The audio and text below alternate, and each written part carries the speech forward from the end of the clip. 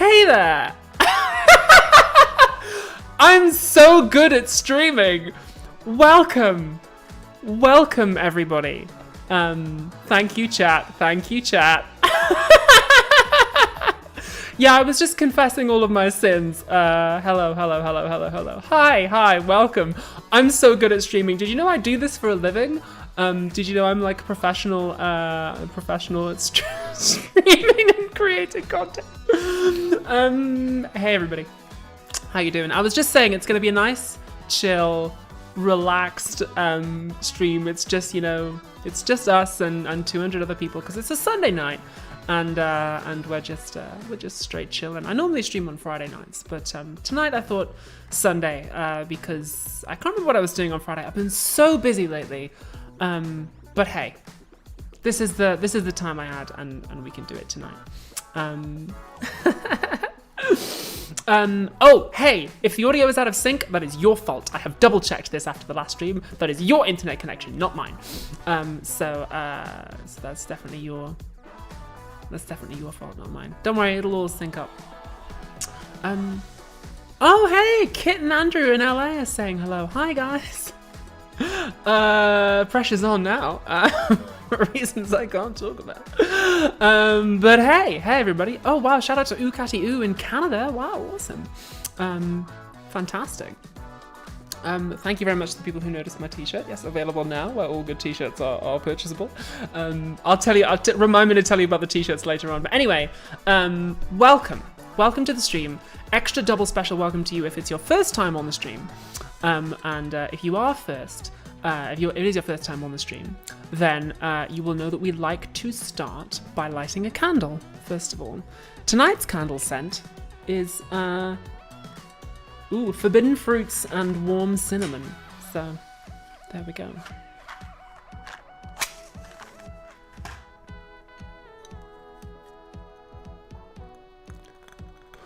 These scented candles were a birthday gift to me from another YouTuber who goes by the name of... who's kind of a pyromaniac, apparently, who goes by the name of Birdkeeper Toby. He's a very old friend of mine. So that's our scented candle for this evening. If you do super chat me over the course of the stream, then I'll always do my best to read those out. If you super chat me a question, then best to keep it a short one because the chat does sometimes scroll past pretty fast. Yeah. Oh yeah, and also please be nice. That's about it. That's it.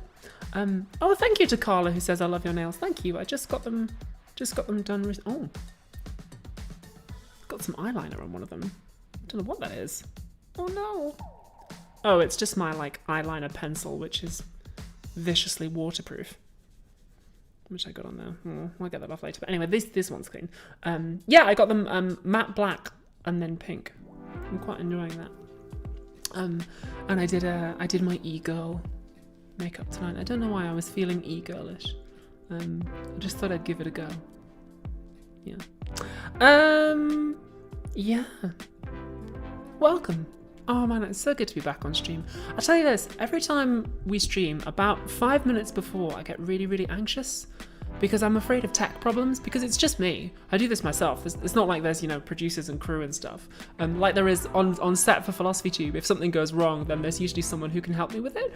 But when I stream, it's just me. And then also, if something goes wrong, you kind of have to like fix it live. And you'd think that after years and years of theatre, I'd be used to that. But for some reason, I find streaming way more anxiety producing than live theatre. Like I can walk out onto a stage in front of 1,000 people if I want to, then that's fine. It's no problem to me. But streaming for just you 200, I guess because you guys, you were like really invested and stuff for us. I don't want to let you down. I have a terminal fear of letting people down. We can talk about this a little bit more later on when we talk about sponsors and so on. But yeah, I thought that.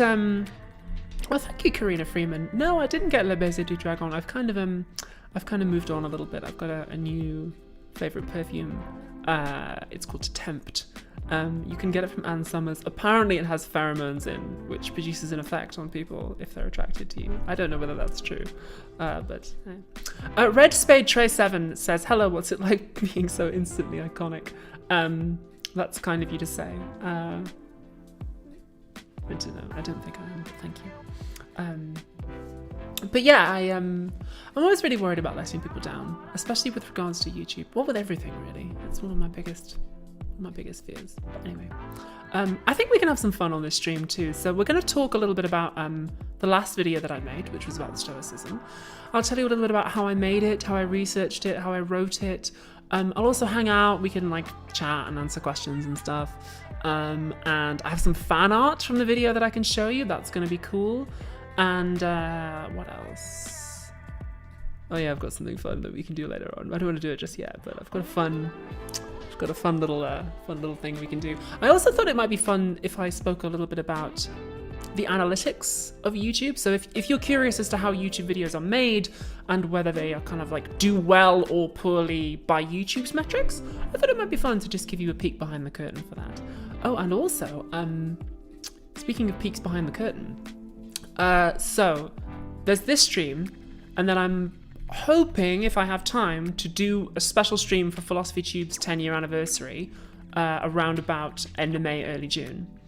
And then I am going to be moving flats in early June. And if all goes well, then I will have a new streaming room set up. I say streaming room, it's a bedroom in the flat, where I'm planning on laying the room out in the new flat in such a way that I can stream from there, and so you will be able to see a background that isn't just the sparkly curtain. The reason I have the sparkly curtain up is because of the way this room is set up, if you could see it clearly, it would be a lot easier for stalkers to find out where I live, which is a problem I've had in the past. But the new place, I'm hoping that won't be so much of a problem. So yeah, sparkly curtain. The era of the sparkly curtain may soon end, and I will have a new streaming setup. I'm planning to like put things on the walls to make it fun and get colored lights and stuff. And I've got like a poster for the prince, which is going to go on the wall behind me. And if I can find somebody to put screws in the walls, I'm going to hang up my YouTube plaque, and I'll have cool like yeah. Someone needs to make a fan art fan that you can dramatically flare. That would be fun. I think that's possibly somebody else's thing. I think another trans YouTuber might have that already down. The dramatic fan flare. Yeah. Hopefully a dedicated room might mean less stress, says Li Spotting. Yeah, hopefully, yeah. Yeah, like just because of the way this one is set up, you'd be able to tell where I live if the curtain came down. So that's why I always have it. Thank you, says Insert a Coin. Says, Flub says I like the sparkly curtain. Well, don't worry, I'm not going to bin it. Maybe I'll like throw it over the bed and use it as a bedspread or something. I'll incorporate it somehow. Thank you so much to Jonathan McPherson, who says, I just managed to watch The Prince and I fell in love with it. So I have some fan art for The Prince, which we can look at later on. In fact, you know what? Why don't we do that now? It's my stream. I can change the rules if I bloody well want to. All right, let's look at the fan art for The Prince now. Why not? Let's have dessert before dinner. These are all posted on the Philosophy Tube subreddit by a wonderful artist named Cake Cat Lady, and they have done these fabulous drawings. So this one's of Mary as Jen, which is, they're all so fantastic. Like the colors on the background and the way that like the magic map is incorporated in the background.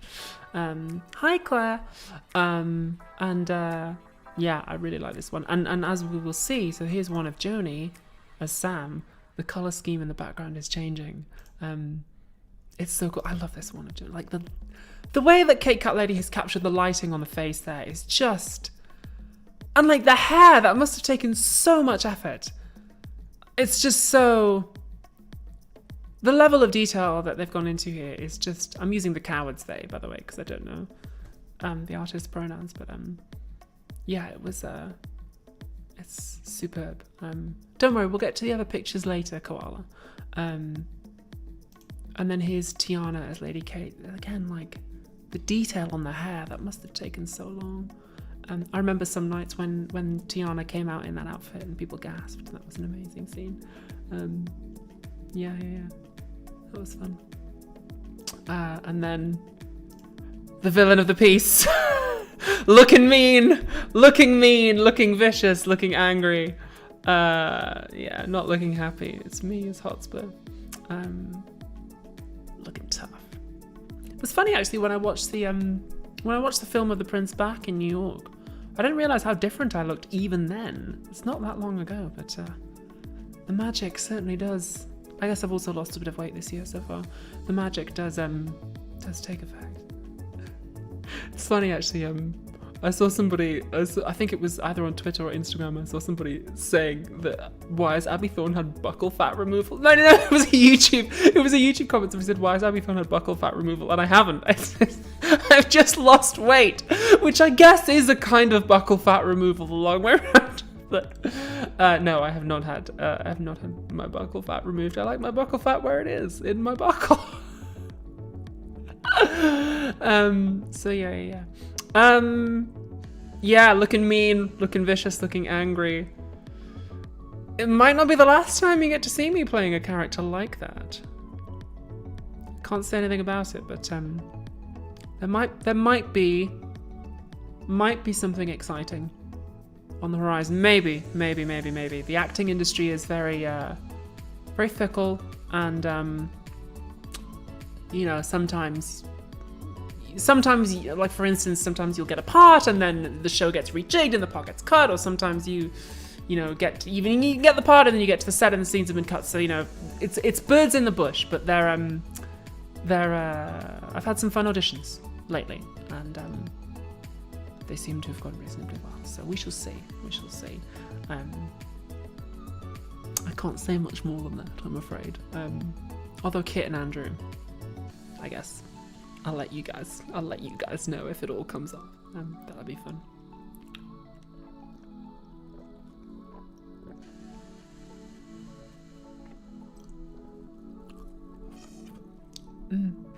Oh, funnily enough, the lip gloss that I'm wearing now is the same lip gloss that I wear in the final scene of The Prince. So I kept it and just... Thomas Carmen says, did you enjoy doing Ladhood? Yeah, so Ladhood was the comedy series I did with the BBC a couple of years ago. Yeah, I did. It was really nice. I got that part more or less straight after I came out. And I was like, oh, okay, I guess I can have a career, because I didn't think I was going to. And Liam was a really lovely guy. Sama Abdilal says, where's the Q&A you had after the premiere? Is it not available online?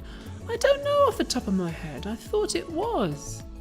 I know I did a Q&A with Jessie Gender, but the one that we did actually in the room, I mean, it was mainly just them all being really nice to me, so I'm kind of embarrassed by it, but yeah. Anyway, we were going to talk about the last video that I made, and the last video that I made was about Stoicism. It was called Ancient Therapy for Modern Problems, Stoic Philosophy Explained. Still going on my title game. Still trying to make the titles pop for YouTube. Mr. Beast has really changed the title game, and it's evolve or die, really. So this one was about Stoicism, the ancient philosophy, and also how it overlaps with cognitive behavioral therapy. And then the kind of personal side of it was some cognitive behavioral therapy that I had. So yeah, that was the setup for it. So long-time viewers of the stream will know that I have 3 criteria for when I'm happy with a video. The first is, did I make it from curiosity, not ambition? Yes, in this case I think I did. I didn't have any particular ambitions about this video. I didn't I want to make one that's really, really big or whatever. I was just I'm curious about this topic. I've wanted to do one on Stoicism for a few years actually, but it just kind of hasn't clicked until now, and I went, oh, yeah, I could do that one. That sounds really cool. The second one is, I've forgotten my own criteria. I just always get the order mixed up. The second one is, did I make it out of compassion for myself and others? Yes, I think on this occasion I did. I don't think I was not compassionate to anyone else in the making of this. I don't think I was mean to anyone. I think I obviously I was discussing something which was a difficult topic for me, which is an abusive relationship that I went through. But I was compassionate to myself. I didn't dig too much into the muck of that. If you're curious to hear about philosophical takes on that, then one of the episodes of Philosophy Tube Season 2 was all about that. It's called Men, Abuse, Trauma, if you're kind of interested in the more parasocial details. But I think I was considering the subject matter compassionate to myself when making this one, which is important. I didn't kind of there are some YouTube creators who really like wring out their soul and tear their guts out for content, and I've done that too in the past, and it's not really sustainable. It's not a healthy way to make content. I think, I've been making content for almost 10 years now, so I'm grateful that I have these like sustainable emotional practices, one of which is having compassion for myself in the making of it. I also remembered to eat on set and like eat a healthy lunch, which is nice. Sometimes I forget or I try and starve myself on set, and that never goes well. And I feel that we worked at a good pace, but one that also we had a break too. We were a little bit rushed on this one because we were worried that they were going to start making noise downstairs, just on the floor underneath us at 5. So we usually go from 8 till 6 on a shoot day, and we were worried there might be noise at 5. So I was a little bit stressed, but I think we did okay. I'll get to the cake in a minute, Claire. And then the final criteria is it my unique creative vision? Yes, I think it is. I don't think anyone else is doing ancient Roman high femme, talking about ancient philosophy. Like, I thought it was good. Yeah, I'm really pleased with this one in general. So that's how I think it did. But then also there's how does YouTube think it did and how do the sponsors think it did. So less important. Well, and also then there's how the audience think it did, which we'll get onto. So that's number one. I'm happy with it.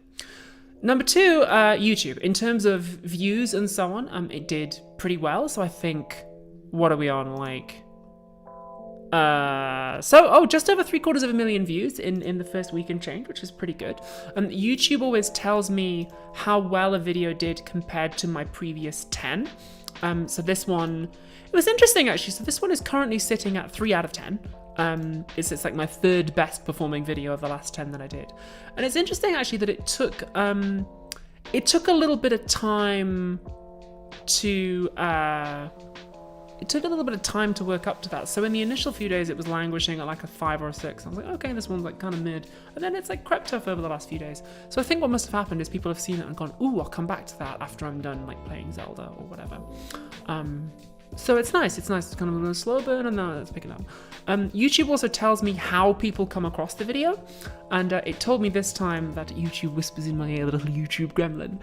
It comes in, it tells me that more people are clicking on this video when they're recommended it than normal, which means title and thumbnail are doing really good.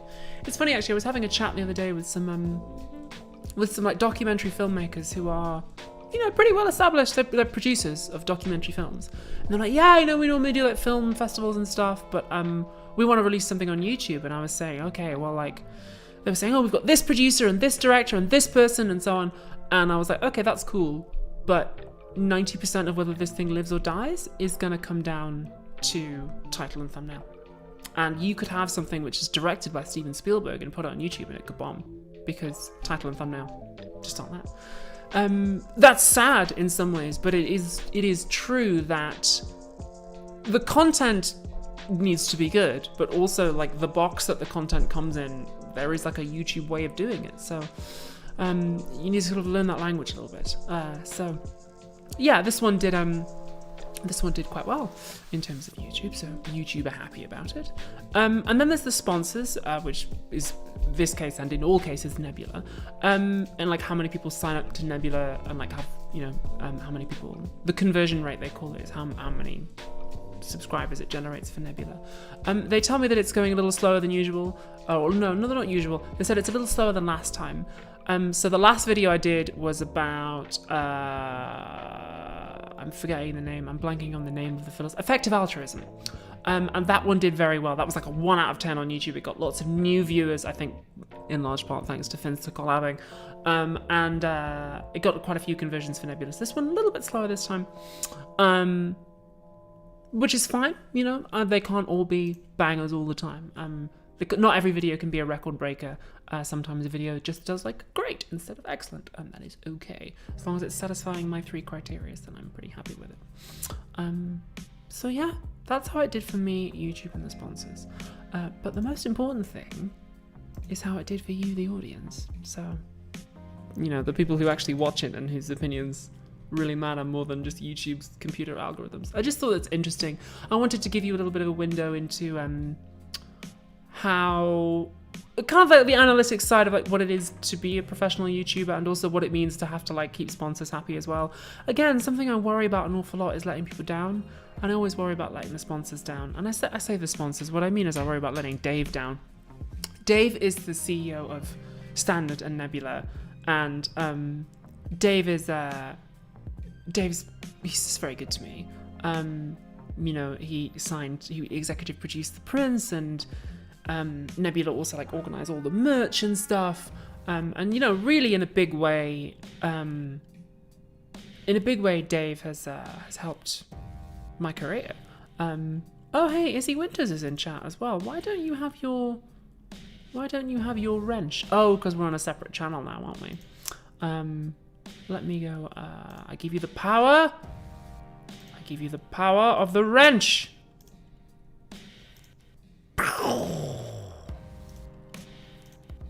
There you go. Yeah, so I worry a lot about letting Dave down, because Dave has placed an enormous amount of trust in me. And he's just lovely as well. But then I tell Dave sometimes I'm anxious about letting you down, and he says, well, give me X% and I'll worry about that. And I'm like, oh yeah, that's how an agent works. Yes, power for Izzy.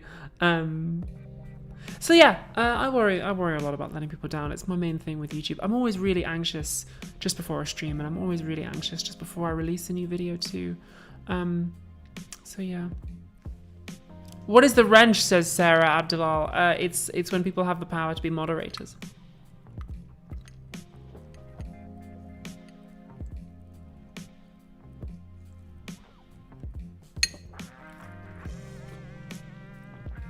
But anyway, let's talk a little bit about the comments, the feedback that I got. I want to do something a little bit fun in a few minutes too, depending on who's in chat. Okay, so Andrew McLaren says, Abby, have you heard of the History of Philosophy Without Any Gaps podcast? No, I haven't actually. I tend to listen to podcasts that are more for fun than business, you know. So Hannah H, that's a really good perspective. You're putting out art and it's inherently anxiety inducing. Yeah, I suppose that if I didn't care about the channel, then I wouldn't get anxious. It's a sign that I care about what I make. Lifeless Web User says, where was this video filmed? It was filmed in a place called the King's Head Members Club in Dalston, where they have all these stuffed animals, which I think are antiques.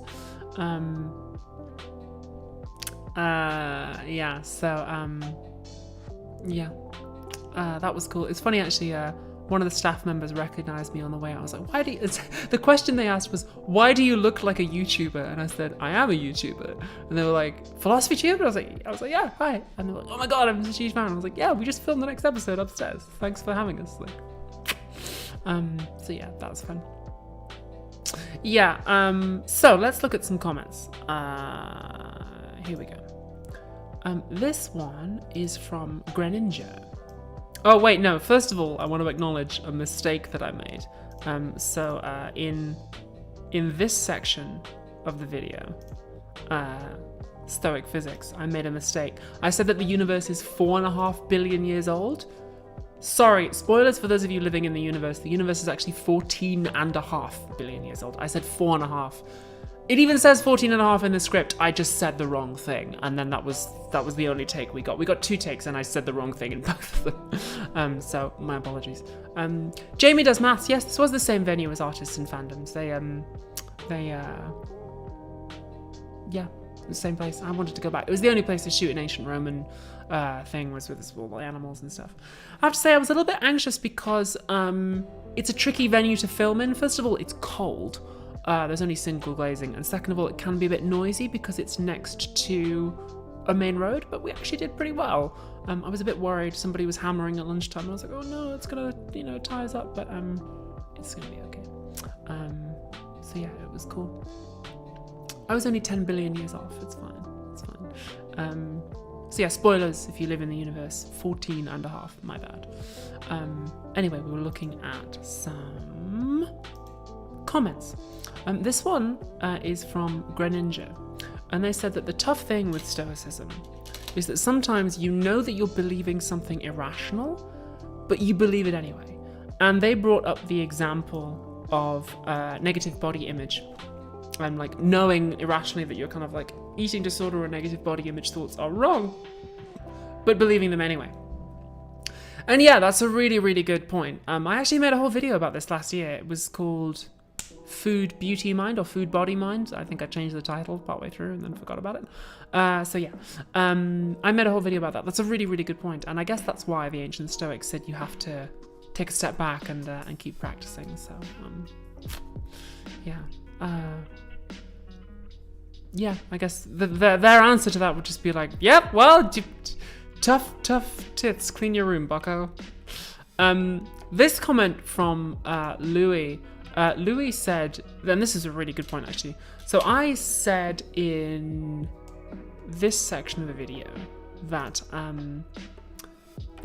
great.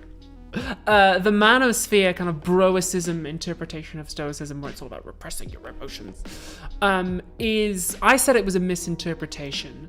And Louis quite rightly pointed out that, well, if it is, it's a deliberate misinterpretation. Those errors are part of a deliberate strategy, which is to get people to consume right-wing content and right-wing ideology, which is a great point. Thank you for bringing that up, Louis. That's really wonderful. Thank you for bringing me up on that. You are correct. Well, thank you so much to Great Role-Playing Debbie in the chat. You've acted as a catalyst for an intellectual awakening for me.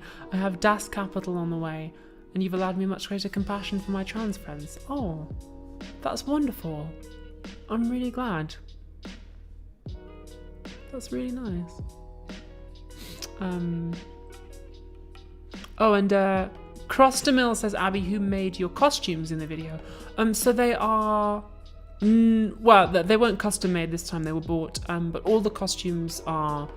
they're designed by me. I give a brief to Brian, who's the Philosophy Tube stylist, and then Brian goes away and sources some options, and then we kind of build the looks together. I went into Brian's studio and we tried a bunch of stuff on, and I selected the outfits. Funnily enough, actually, it was just going to be this one for the ancient Roman one, but then I tried on this dress, and I didn't think I was going to like it because I was like, oh, I'm a bit afraid of cutouts because I'm a bit sort of sensitive is the wrong word, but that's the word I'm going to use. I'm a bit sensitive about like my midriff and how it looks. But then I tried it on. I was like, oh my god, this is amazing. I feel like Hunter Schafer.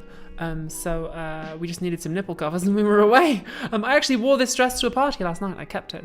And again, I wore like a little lace bralette underneath, and I wore it to kind of a summer birthday party and just like, sipping cider in the sun. It was really nice. So yeah, that was cool. And then we had this comment from Jack O'Connell. This was a really good one, actually. Let me just show you the difference here between... So this is the dress with the cutout, and then this is the full ancient Roman one. So yeah, then we had this one by Jack O'Connell. And Jack said the video seemed to end a little bit abruptly. And this is an interesting note. A few other people, just like one or two, brought this up. And I'm grateful that they did. Others phrased it in terms of like the video didn't have a conclusion. And the video does have a conclusion. The conclusion is that Stoicism can be personally helpful, but we should bear in mind the critiques of it, right? But I didn't state that conclusion outright. And I very deliberately, bye Claire, I very deliberately didn't do that. I don't necessarily want to create videos that are arguing for a thesis, like a traditional essay might. I really don't like telling people what to think. My goal usually is to basically like teach you 2 or 3 concepts and, string them together in a narrative structure. And in this case, I wanted to teach you about Stoicism. I wanted to teach you about the kind of pneuma stuff and the Stoic physics of it, because I think that's interesting, and also it explains some of the theology that we encounter in the world. And I wanted to teach you about the kind of CBT overlap too and the criticisms. And I I feel like if a video has like a very clearly stated conclusion, then it's easy to go, well, I don't agree with that, and then you sort of forget about everything. So when I have conclusions, they do tend to be implied rather than me going, in conclusion, I think X, Y, Z. This paper will argue that, yeah. However, I'm open to the possibility that for the sake of clearer structure, I can state the conclusions a little bit more clearly, if that would help. I generally... Exploratory tone, says KBZ. Yeah, that's what I'm going for. That's a really, really good way of phrasing it. Thank you. Yeah. I very deliberately don't come to a conclusion. That's kind of the point. Because I don't want to tell you what to think. It's more about like, here are the concepts, and like when I'm done teaching you the concepts, we're done. It's kind of up to you to figure out how to apply them. That's how I think of it anyway. But if it would help give it a sense of narrative structure a little bit more, I can perhaps, not necessarily change the way I do things. Maybe it's just about dropping the word conclusion in there, or be like, so to sum up, I guess what I'm saying is this, like there's ways of suggesting a conclusion that would give the illusion of narrative structure if people want a little bit more of that. But my fundamental approach is definitely exploratory, as KBZ said, and that's very deliberate. That's the philosophy way.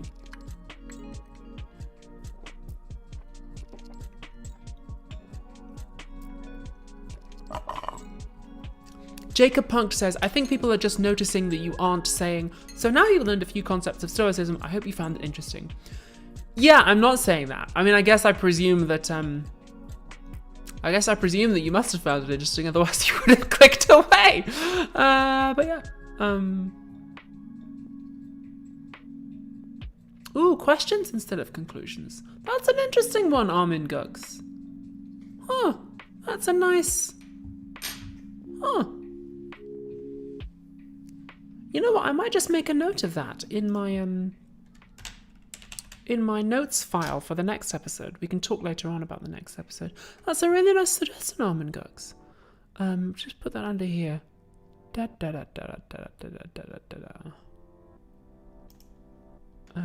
we go. Production notes.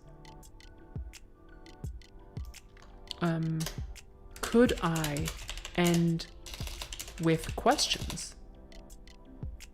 With questions, how can I type with these things? In lieu, spelt that wrong, of a conclusion. I really like that suggestion, Armin Gux. Thank you. That's really helpful. Yay.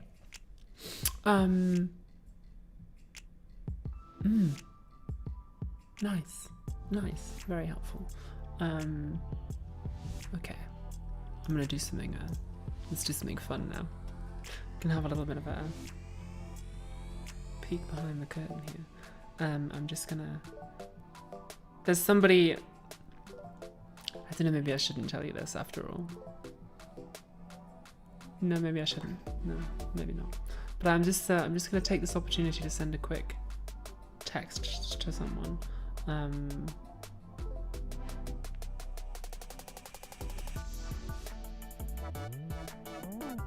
Wait. Yeah, sending a picture to someone.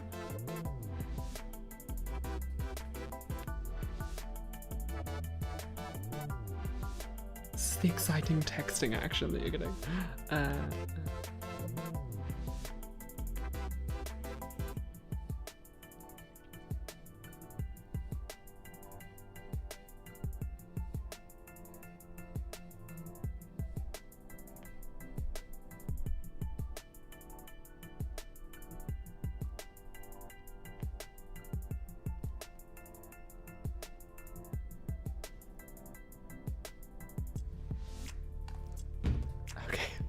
Done. Sorry, I just needed to. It was a particular timing thing. I needed to send a text. I was sending someone a picture of the outfit that I'm wearing on stream. Basically, I'm trying to arrange plans for after this stream. The live. Sama Abdullah, shut the fuck up.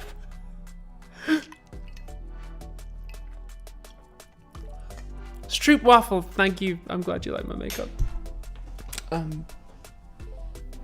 Anyway. Oh yeah, the shirt. Thank you to Al. Yeah, so people on Tumblr were bothering me for shirts, new merch for ages. So we had these shirts made up, and now my agent is like, Abby, we need to sell these shirts. So it seems like, well, I can be honest with you guys. I can be vulnerable with you guys. We ordered a bunch of shirts, and my agent was just like, oh, we hope these sell within a certain amount of time, and they haven't. Because I guess my fans aren't as interested in shirts. People generally aren't interested in shirts as merch as much as they are in like stickers and stuff, and I just kind of forgot that lesson. So I may end up getting billed for them, which sucks. But hey, if you want one, then you can get these, or a trans prince one, or a trans prince one. But yeah, feel free. Oh, Ugly Worn Out Shoelace says, Abby, I just rediscovered your channel after 5 or 6 years and I've fallen back in love. Oh, thank you. That's really kind of you. Welcome back.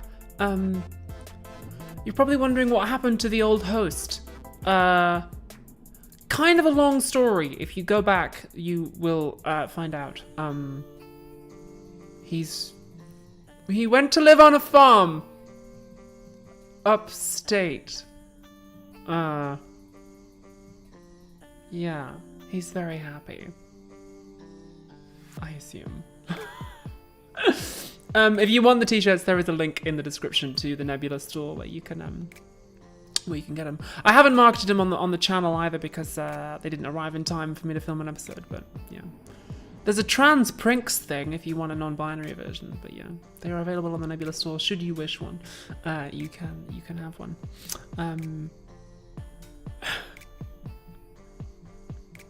A farm upstate. Congrats on 10 years of Philosophy Tube, says Soul Seeking. Not yet. 10 more days. 10 more days. I think I am out of town when I'm out of town on the actual day itself. I'm going to be with family for a while. And yeah.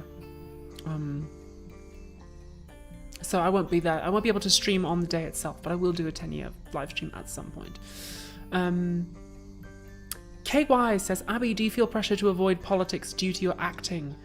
Are you acutely aware of how there is pressure as an actor to avoid upsetting anyone? Yes, very much so. How much of this can I say?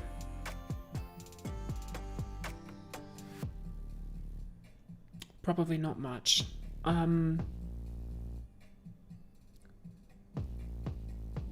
It has happened to people that I know who are from minorities, not just gender minorities, but also sexuality, and also actors of color. It has happened, and I know it has happened, that they have been up for a role, and they've been up for a good role, and then the casting director and everybody wants them, and it's all looking good. And then the note comes down from on high that you can't cast a person of this demographic in this role because doing so would be a political statement. That kind of thing does happen, unfortunately.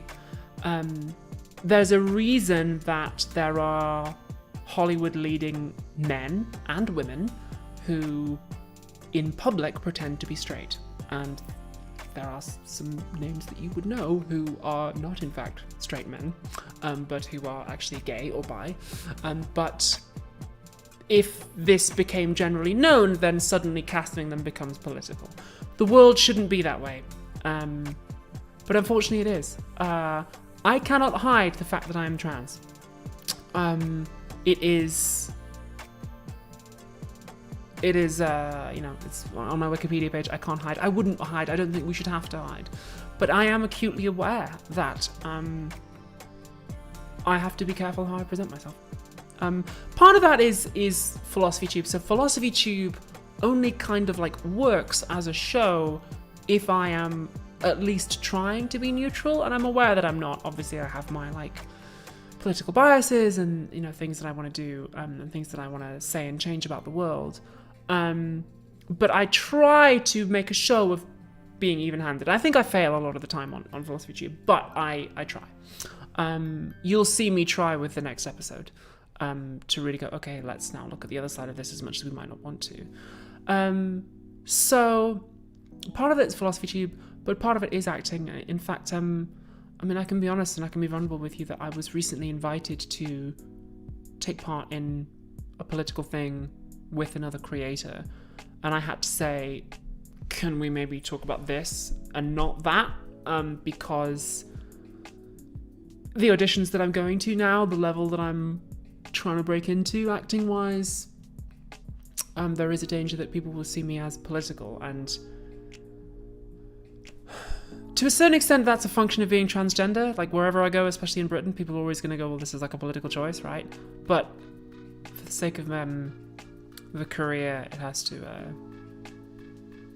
yeah, it's a tightrope. It's a tightrope to walk. I worry a little bit, and also like it's never explicitly said. There's no explicit rules like you can say this but not this, and therefore people like naturally err on the side of caution. Of course we do.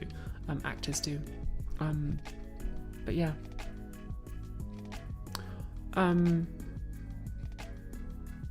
Yeah, the acting world has its pressures and its expectations. Yeah. Tane Shibasu says, what kind of roles are you getting after transitioning? Has auditioning become more difficult for you? Actually, I'm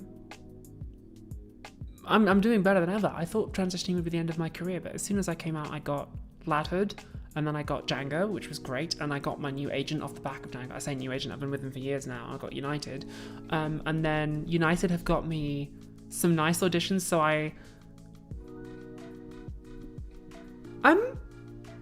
I'm allowed to say I auditioned for Sandman. Neil Gaiman posted about it. Yeah, I auditioned for a big Netflix show, which was great.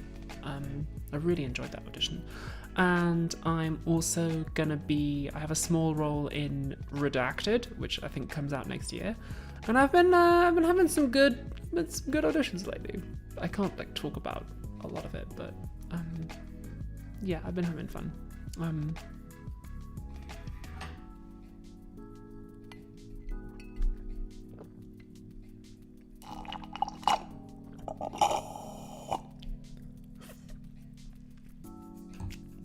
Koala says, that's why I'm scared of exploring my gender. I finally managed to get into uni. I don't want my career to be damaged before it starts. Yeah, I mean, with acting, to a certain degree, it's about branding, right? It's about like, if the casting director looks at your Twitter and scrolls down like once or twice, then what are they going to see, you know? It's not about never, ever, ever. But Lucienne Jove, that's really kind of you to say. I mean, I know who is going to be playing Wanda in Sandman, and she's fantastic, so I'm not worried. She's a great actor, and like no shame I had a wonderful time. No shame in losing out to somebody with those kind of credentials. So yeah. And also like Neil Gaiman was really lovely about it, to post it on Tumblr. It's nice. And yeah, I'm doing okay, so I'm not worried. Yeah. There's more comments that we can talk about. For the video.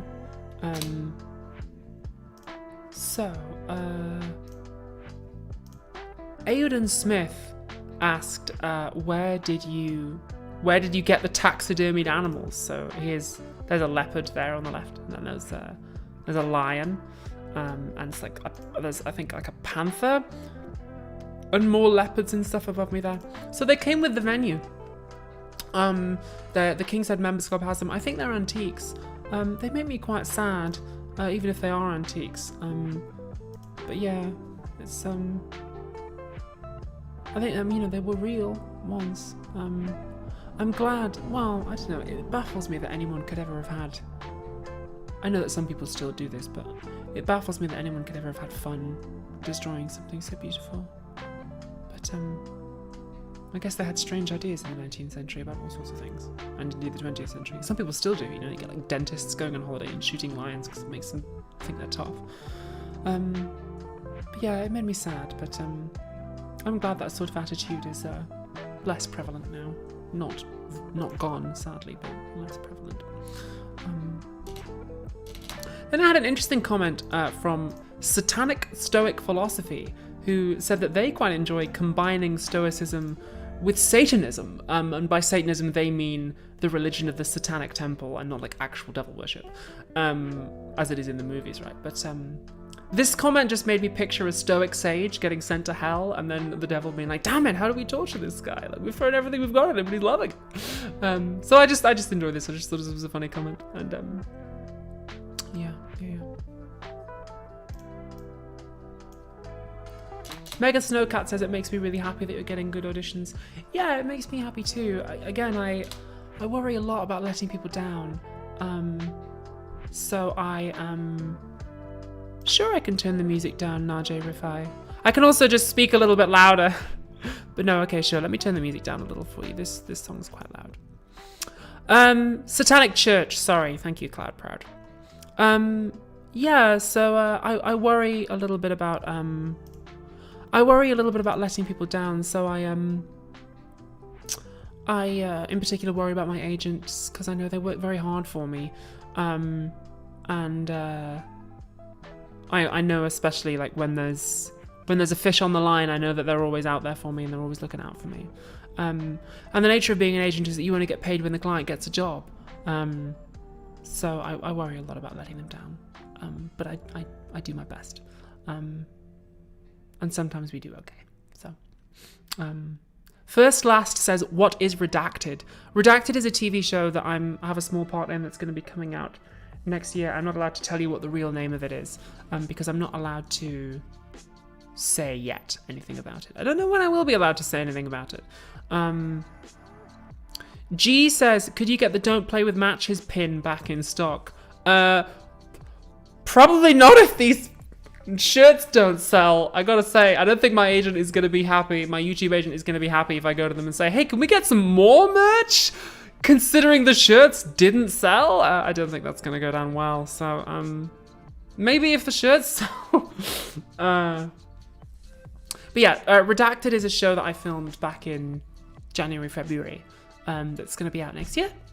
I think it's gonna be really good. I haven't seen any of it. It's not called Redacted. It's you'll know the name. But yeah. And then we have this comment from Audrey Bernal. It just says stress. So yeah, Kelly Slaughter rides again. Kelly Slaughter came back in this one, and I was really happy with how the Kelly segment came together.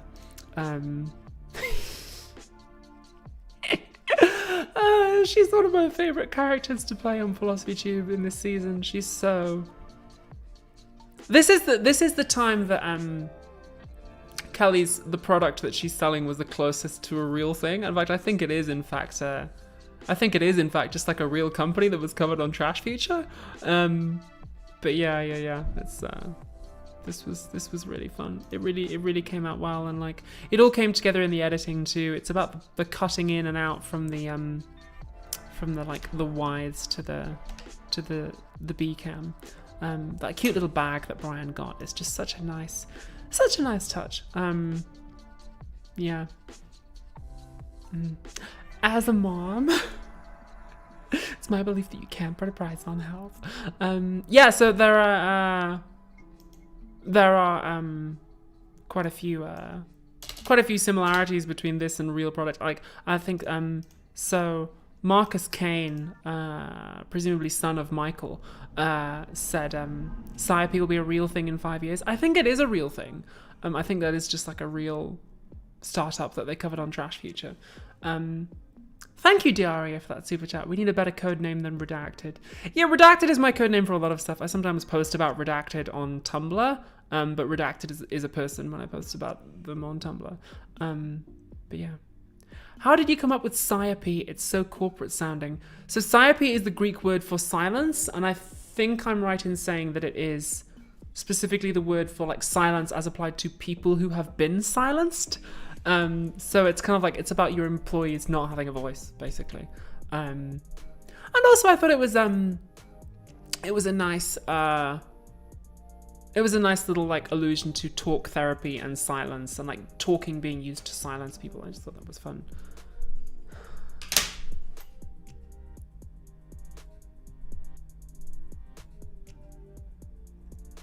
Danny, you're gonna make me cry again. Danny, you're always in here. You're always making me cry.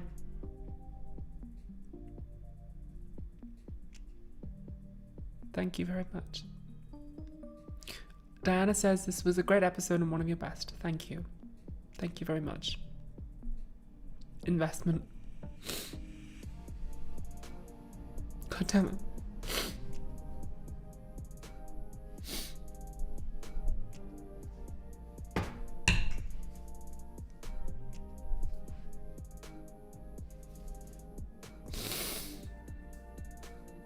Oh, you guys.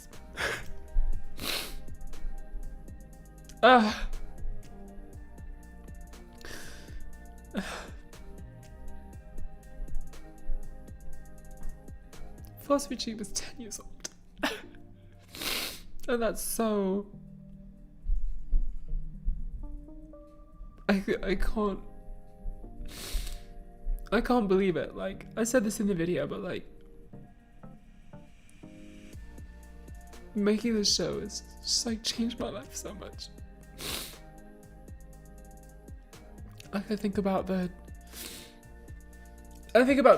people that I've met through doing this, and it's not just the acting thing. Like, the acting thing is kind of like the latest way in which this show has changed my life. Like, by combining the Prince with by making the Prince, which was kind of like combining the YouTube and the acting, that's like really opened doors. And like, now I'm, you know, talking to producers and stuff, and I had a meeting the other day with like a TV production company who just like, oh yeah, like I really, you know, really want to write something for us or whatever. And the acting is just the latest way that this has changed my life. But also, like, I think about the people that I've met through Philosophy Tube. Like,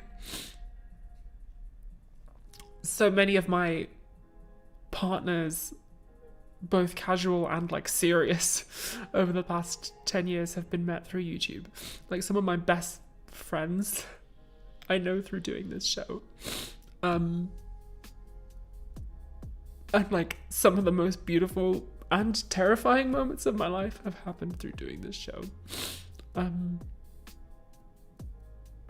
it's like,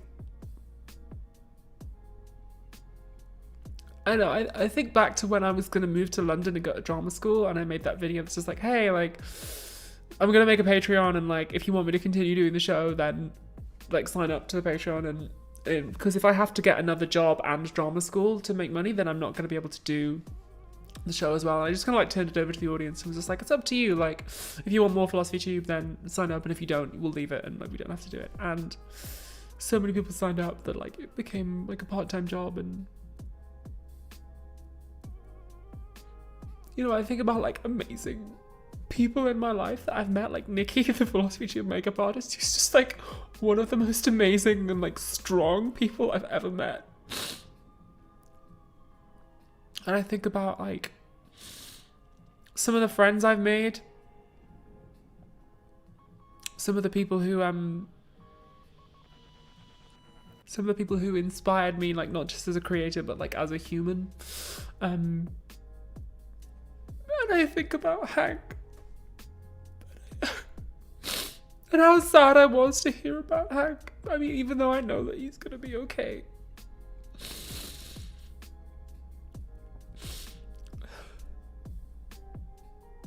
You know, I think about, I have an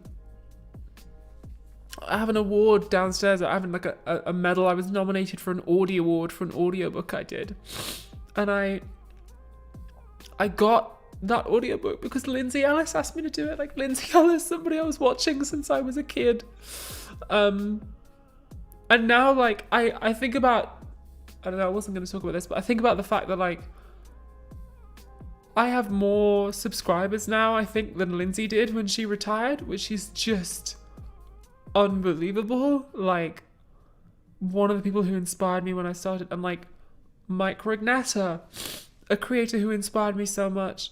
Like, I had a cameo in the most recent video. So I just think about like,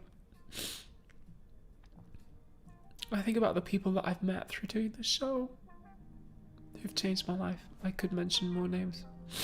Some of whom I still know and I'm still friends with, and some of whom changed my life and then left it. But yeah, And like, would I have found out that I was trans had I not seen some of the people I saw on YouTube and met some of the people I met on YouTube? Through YouTube? How long would it have taken me to figure that out, you know? It has changed my life forever, and it's because people just watch the show and just like it, you know? Can't really believe it. It makes me feel, I'll be honest, it makes me feel really lucky and really grateful.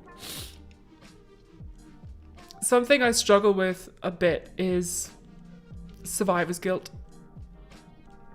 Especially trans survivor's guilt. I thought my career was going to be over when I came out on YouTube as a YouTuber and as an actor. I thought that was going to be it. But quite the opposite. It's blossomed. And yeah, I struggle a lot with the survivor's guilt of it. I've done okay in a way that some other people didn't. I think as well about other trans YouTubers who are struggling or have had struggles that I haven't had. And I sometimes feel like, oh wow, like, you're doing alright, aren't you, Abby? Like, you know, I'm not... nose is running. Fuck. Thank you, great role playing, Debbie.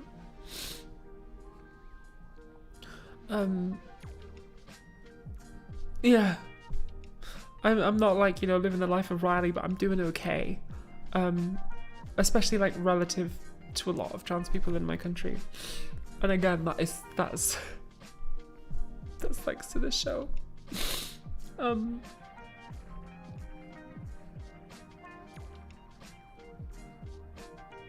I think about that.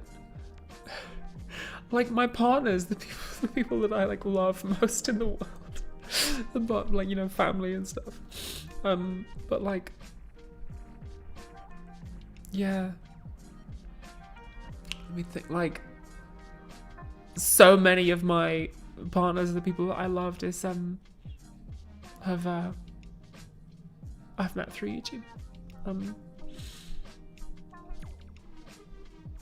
I think the best night of my life so far was, I think, the after party for the Prince in New York, the premiere. That party was one of the only times I've ever like let myself just relax and have fun, and it was so good. And that happened because of YouTube. Like, thank you, Miss Lenore Lee. So yeah. Yeah, I guess I didn't plan on talking about this, but I just I really like doing this show, and I'm really grateful for it. I'm really grateful for all of you.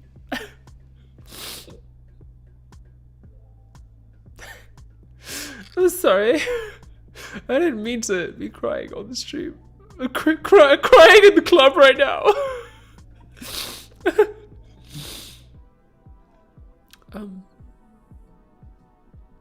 I think I've like gotten better as a writer because of this show too,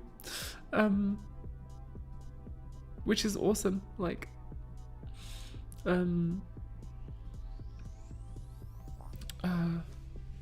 yeah. I was chatting to a TV production company the other day who were like, wow, you're like really good at writing scripts. And I was like, yeah, I've had like 10 years of experience doing it for YouTube. So again, it's like, it's all thanks to you. Like, I've had practice every month for the last 10 years writing a script. Yeah. I mean, like Simon, the producer of The Prince, one of my best friends, I met through YouTube. So yeah. I guess I worry a lot about letting people down, but that's just because I have so many people to be grateful to. I mean, like Paris, one of my best friends, Paris Lees. Paris, who got me my agent, I met through YouTube. I met because she saw my coming out video. Like, if I'd just come out and like hadn't been on YouTube, she would never have seen that. We would never been friends. Thank you for that super chat, domestic. But yeah. Yeah. Starting this channel is like the best thing I've ever done, you guys. Thank you. Thank you, Altruistic Connor.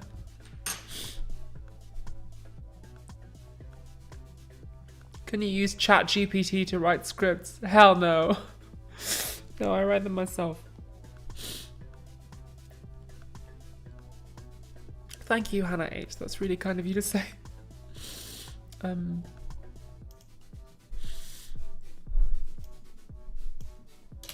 So, okay, getting back on track.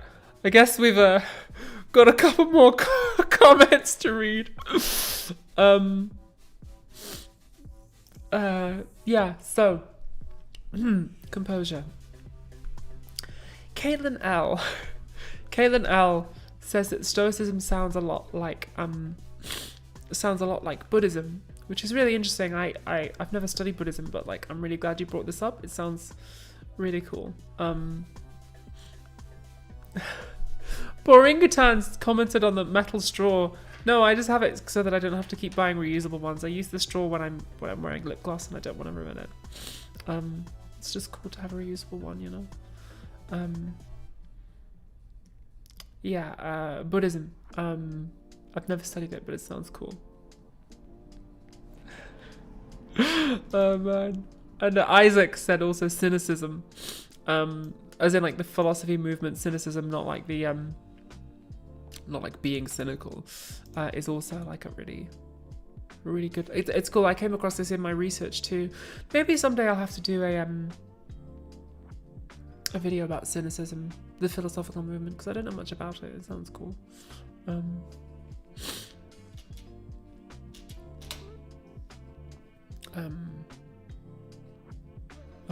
like full of the love now. Just look at some fan art. I really enjoyed this one by Smoothie Booty. It was nice seeing the leopard alive and well. That was cute. And I also really liked this one by Waluigi Fuck, which was really cute. I like that kind of like, that art style's really cool. The kind of like comic, the nature of the comic, that's really cool. And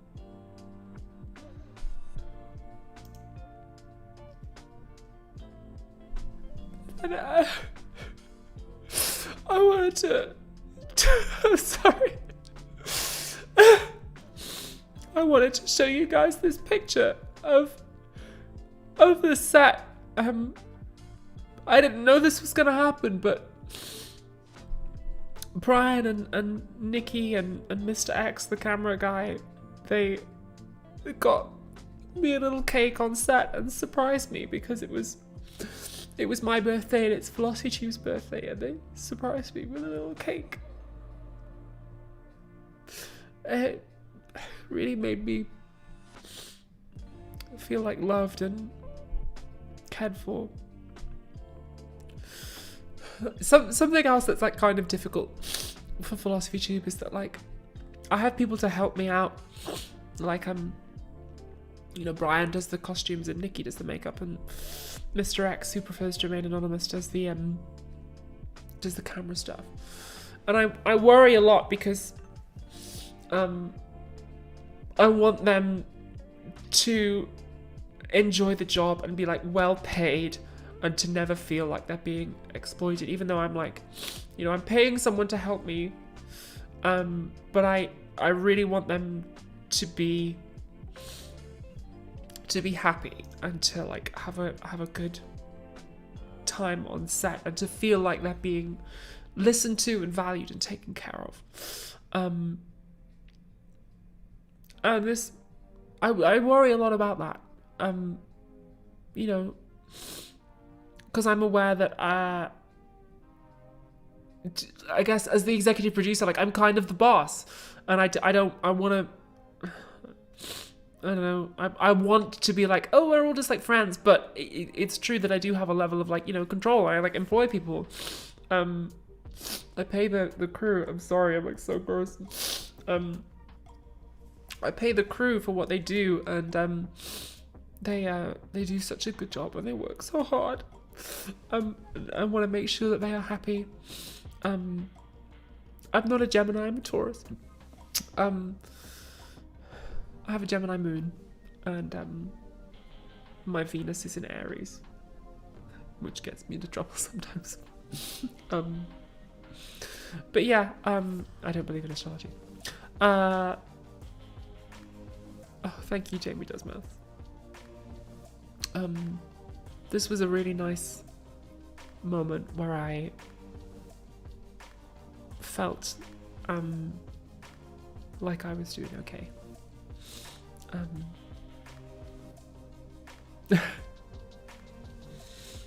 Cloud Proud says, "Girl, get some tissues." Yeah, I think I'll get a tissue because my nose is all gross. I'll be back in 1 second.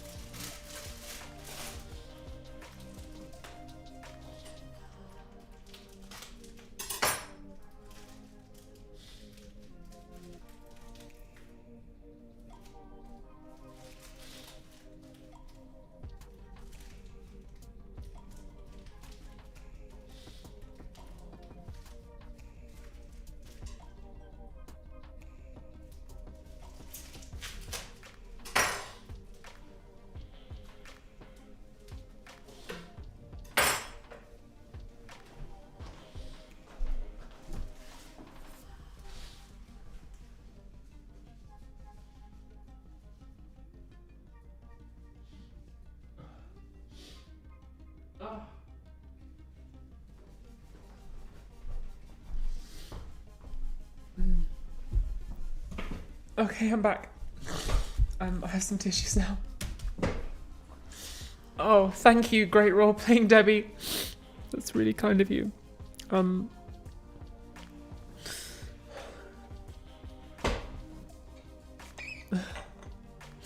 Thank you.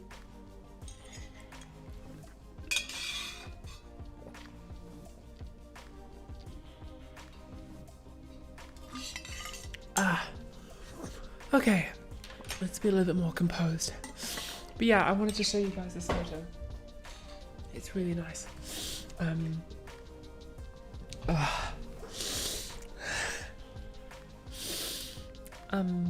Yeah.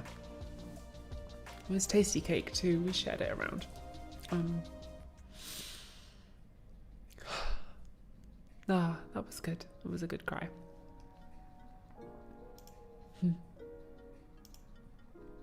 How are the music levels now, by the way? They seem a little quiet for me. Do you want me to turn them up? Oh, there's one more thing. Which is a question from a patron, from Ignis to Zone, who asked, so if you're a patron at a certain level, then you can ask me questions and I'll answer them on stream. And Ignis to Zone used their Patreon question to ask, do you think that people who are against things like equal rights, trans healthcare, higher wages, etc., are coming from a misanthropic view? I know it's not the case for everyone, but I've been getting that vibe from them. It feels like the far right has been coming from a nihilistic and misanthropic place. How do you think that happened, and what can we do to combat it? I think that's quite astute. Yeah, I think that's quite astute. I mean, I guess I see, especially in Britain, I feel like a lot of people saying things can't get better, or like dismiss the idea of certain things being changed. Maybe that's misanthropy. That might not be the first word I would use for it. Because I think that if you're a misanthrope or a nihilist, then you don't believe that you're getting anything out of what you're doing. And I believe that people who indulge in deliberate ignorance are getting something out of it, some kind of psychological benefit. philosophers in the past have talked about like the wages of whiteness, right? And I think there's a similar effect going on there. I'm always intrigued by this question of what we do about people who don't want to know, who don't want to learn. And I think like there's not much we can do except build around them. What do we do about people who don't believe in vaccines? Well, we don't platform them, we don't listen to them, we go, well, you're wrong, like you're entitled to what you believe and no one's going to lock you up for thinking it, but you are wrong at the end of the day and society's going to move on without you. So I think it's just about like, keep pushing, keep building the society we want, and that serves everyone, I guess. Sorry if that doesn't really answer your question, Ignis to Zone. It's a nice insight though. Nell Pepper says, I love the connection between this video and the Sartre video from way back. They helped me reconsider my thought patterns. I'm really glad, thank you. Jordan A says, Abby, how do you reckon with Nabokov's crotchety conservatism? Yeah, I read his memoir, Speak Memory, recently, and he is a little bit of a crotchety contrarian. I mean, I guess... Yeah, he was apparently a bit of a git in real life. But I don't know, man could write damn good books. I'm not sure if that really excuses it. You probably wouldn't have liked me. But I don't know. I guess I'm not super curious about the man himself. Well, I guess I am. I'm curious as like, how did he make these things? But also, I learned a little bit about his sort of history and his politics, sort of what the world was like when he was growing up recently. And I guess I can kind of understand why he thought the things he did. I don't know much about his political views though, but it's a cool question. Okay. Feeling a bit more composed now. Should we just hang out for a bit? Should we just chill? That might be nice. I'm feeling very cleansed. It was good. What's the word? Cathartic.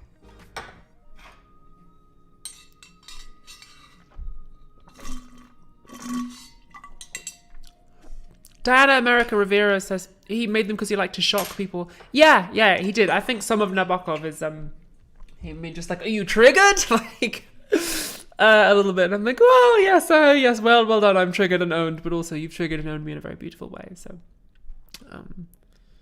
oh, thank you, Alexandra. That's really kind of you. Should we just have a check and see if my text from earlier has gone anywhere? No reply. Hasn't seen it yet. Pity. So I was sending a message to a guy. Basically the content of which was here's what I'm wearing on stream and here's what I'm wearing underneath it. Because he's in the area, I don't want him to come around. But hasn't seen it yet. Got the read receipts on. God, what am I like? Hey, not anonymous. Any chance you'll tackle existentialism? Maybe. I'm never going to say never. Kind of a big topic. It's not on my immediate list, but potentially. Christian Williams. Oh, hey, that's the first super chat Christian Williams has sent. Thank you, Christian Williams. I heard that you'll be in Oxford soon. Is that true? I'd love to come along. Yes, I will. I haven't announced it yet, but I'm going to be taking part in a talk in Oxford. I don't have my diary in front of me, and I'm so booked at the moment that I can't tell you the exact date, but I'm going to be in Oxford in a few weeks doing a talk. Oh, no, I'm on like a panel with the Bishop of Oxford and a couple of other academics talking about like LGBT stuff in public. So if you've got a link to that, Christian, then please do post it in the chat. But I don't have it off the top of my head, and I don't want to give you a date or a time or a venue when I don't know them off the top of my head. It's all in my diary, which is I'm just so booked at the moment, and I'm also moving flats too. So I've kind of got a lot on my plate. And also, thank you so much for that super chat, Nick Bensema. I've also got my agent has something hovering at the moment.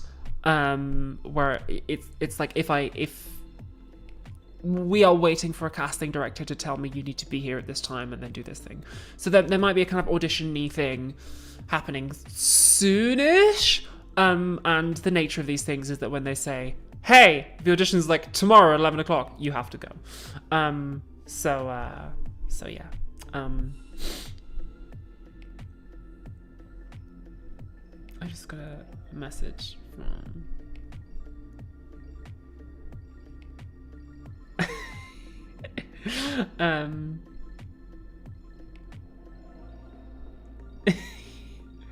thank you, Izzy. Yeah. Yeah, so I've got an audition-y thing hovering over me at the moment, which may mean I'll have to like deviate and drop everything and do that for a morning, but we'll see. You don't get a whole lot of notice in the acting world, but yeah. May is gay says, do you ever think you'll come somewhere a bit further north? Maybe. So my old alma mater, St Andrews, their LGBT society invited me back to give a talk.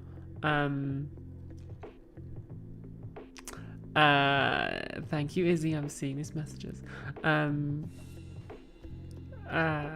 Yeah, they invited me back recently to give a talk, and I'd love to go back to St Andrews. I'd love to have an excuse to go back if we can find the time. That would be really wonderful.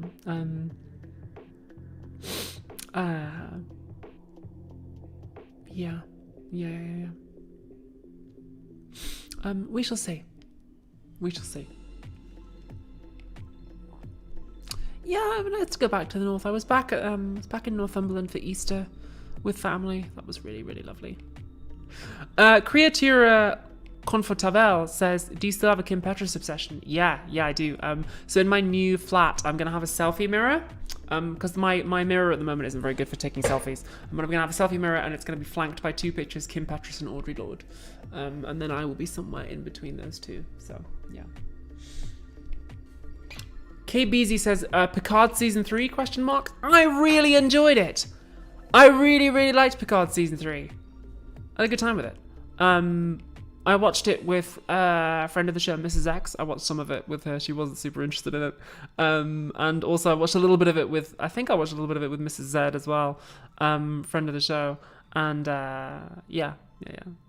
I enjoyed it. I don't know how much they enjoyed it. But yeah. Rue Archer says you'd have to spend a day in St Andrews. I'd love to spend a day in St Andrews. Really good brownies, really good food, great pub. I hope Stabco is still open. Go and see my old flat. Cool. Amethyst, yes. Northumberland is a gorgeous, gorgeous place. It's really lovely. Yeah, Picard season 3, it's great. Good night, Diana. Thank you so much. I didn't watch season 1 and season 2. I mean, parts of Picard season 3 were like kind of, nostalgic, but I enjoyed it. I liked it. I really had fun with it. There's a lot of good TV out there at the moment. Just goes to show, writers are important. I mean, I did, not to be too kind of like crisp and potato snacks INTJ about it, but I did predict the twist about Jack Crusher. I was like, okay, I see where this is going. But that's because also I'm a massive Star Trek Next Generation nerd. So I was like, oh, I bet it's this, and this. Like, I bet it's this about this. I didn't predict who the changelings were working for, and I got a couple of predictions wrong. But I was like, what's with the letters? Are you friends with the Men in Black? No, I anonymize certain people in my life so that they can have privacy. So yeah. Have you seen The Last of Us, says A Queer Theory. I have not. I have not seen it. Mrs. X, friend of the show, keeps trying to tell me to watch it. I don't know if I am an INTJ. That's just a meme. I'm just memeing. The Wharf reveal was very cool. I have not seen The Last of Us. Mrs. X, friend of the show, does keep trying to get me to watch it. Yeah, can't say anything more about that. I've heard that it can be gay, which is cool. We love the gay stuff. Yeah. Do you have any book recommendations, says Jaylene? Yeah, so at the moment I'm actually reading, of all things, Sam Neill's memoir. Sam Neill is an actor, a good actor who I quite like, and me and my brother are both, one of my brothers are fans of his work and of his wine. And so my brother got me his memoir for my birthday. And it's actually really good. It's just kind of interesting literary style. Interesting stylistically is the phrase I'm looking for. So yeah, it's really nice. Yeah.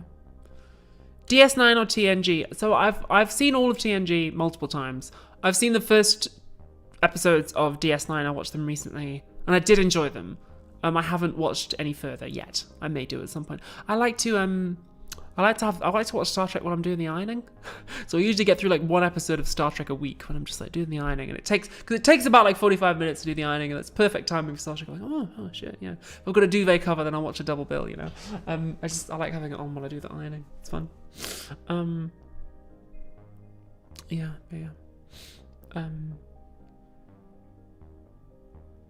Do you have any particular spectacular performances to recommend as an actor? I mean, only the ones that I've seen, or the ones that I've talked about on Kill James Bond. I really like Kirsten Dunst in Power of the Dog. That's a really good one. Yeah, all the stuff we talk about on Kill James Bond, I guess. A Queer Theory says, do you want to get back into academia at some point? I like acting. I like it. I love acting. It's fantastic. Yeah. So I'm not planning to go back into academia anytime soon. Acting. I'm an actor. That's what I do. I'm a writer. So. Thoughts on Voyager? So I watched the first episode of Voyager whilst doing the ironing, and I didn't watch any more. It was cool, but I was like, oh, it didn't grab me. Whereas DS9, I was like, okay, this is interesting. Like, I enjoyed Cisco as a character. I'm like, oh, okay, cool. Like, he was very human, in a way that sometimes, you know, Picard was a bit sort of icy. Whereas, you know, Cisco, I enjoyed the kind of like, I'm Starfleet, I'm doing my best, but also I have this like trauma thing, and also I have a son, and I was like, oh, okay, cool. Like, I've never seen Billions.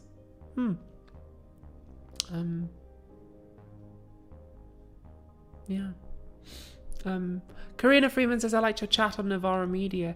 Yeah, thank you. I'm glad you enjoyed that. So we recorded that actually a few weeks ago, maybe a month ago. And I enjoyed it. Ash is quite sharp as an interviewer. She did kind of push me at some points, and at certain points I was quite anxious. Yeah, I enjoyed it. It turned out well. Sadly, there were some microphone issues, which I know they had a hell of a time editing. But yeah, I enjoyed it. I hope it was edifying. And then there was that one clip which went viral on Twitter, and I was like, oh, okay, just like blocking. I blocked thousands of people over 2 days. I mean, it was vicious. I mean, the thing about transphobic backlash on social media is that it's not very creative. It's really not very good. Yeah. Radical Pasta says, I love Lower Decks. Yeah! I love Star Trek Lower Decks too. I really dig it. It's very, very cool. Thank you so much. A great role playing, Debbie. Bye-bye. Yeah, there was a little bit of the video that went viral, me talking about deliberate ignorance, and transphobia is deliberate ignorance. It went viral, and I blocked like thousands and thousands of transphobes who were so angry about it. But it just wasn't very creative. They've all got the same like five comments. Yeah. No good. Oh, Sarah Abdillah says, you have to see Billions, it's got Paul Giamatti in it. I like Paul Giamatti. He's good. Yeah, he's really good. I like his stuff. But yeah, weirdly, I've been enjoying reading Sam Neill's memoirs. You know, he's an actor. I'm an actor. He's been an actor in a very different time and place, and it's cool. Criatura Confortável says, come to Brazil. I mean, that would be quite difficult. Not least because I might have to go through Florida, which probably not a good idea anymore. But yeah, it's never been to Brazil. The furthest into South American continent I've got is Belize, which isn't really very far at all. But yeah. Superdark33 says, I stopped logging into Twitter and my mood vastly improved. Yeah, I'm enjoying Blue Sky. Blue Sky's cool. It's nice to like be in a shallow pool again.